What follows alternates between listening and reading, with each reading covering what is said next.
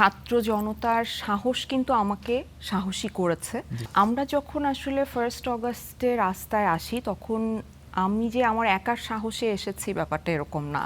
ছাত্র জনতার সাহস কিন্তু আমাকে সাহসী করেছে সময়ের সাথে। এবং আমরা দৃশ্য মাধ্যম শিল্পী সমাজ নামে একটা ব্যানারে এসেছিলাম, যেখানে আমাদের মানে মিডিয়ার অনেক মানুষ ছিলেন এবং সাথে আলোকচিত্রী যারা আছেন তারা ছিলেন এবং বিভিন্ন সংগঠনের আরও অনেকে ছিলেন যারা, এবং সবচাইতে যাদের কথা আমি উল্লেখ করতে চাই সেটা হচ্ছে যে ইয়াং জেনারেশন, মানে একদম যারা ক্যামেরার পেছনে কাজ করে বা ক্যামেরার সামনে কাজ করে, যারা ইয়াং, তারা বেশি তাড়াতাড়ি আসলে অ্যাগ্রি করেছিল যে আমাদের স্টুডেন্টদের পাশে দাঁড়ানো উচিত, কিছু একটা করা উচিত।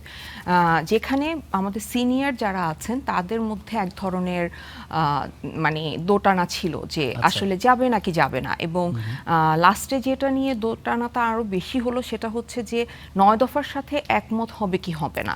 কারণ 9 দফার মধ্যে লেখা ছিল যে প্রধানমন্ত্রীকে ক্ষমা চাইতে হবে, প্রকাশ্যে পদত্যাগ করতে হবে। সো এইটা তারা অ্যাগ্রি করবে কিনা এটা নিয়ে কনফিউজ হয়ে গেল। কিন্তু যারা ইয়াং ছিল, হ্যাঁ, তাদের কথা আমার মানে স্পেসিফিকভাবে আমি বলবো যে তাদের সাহসেই আমরা বেসিক্যালি ওই দিনটা, নাম উল্লেখ করতে পারেন যে তানভীর ছিল, জাহিন ছিল, তুরিন ছিল, সাবা ছিল, আরো অনেকে আছে, মানে আমি হয়তো অনেকের নাম মনে করে বলতে পারছি না, কিন্তু তারা ছিল। এবং আলোকচিত্রীদের মধ্যে আমাদের লিমা আপা, যে এবার ইলেকশনও করেছেন, তাসলিমা আপা, উনি আমাদের নেতৃত্বে ছিলেন। আকরাম ভাই ছিলেন, পিপলু ভাই ছিলেন, ধ্রুব ভাই ছিলেন।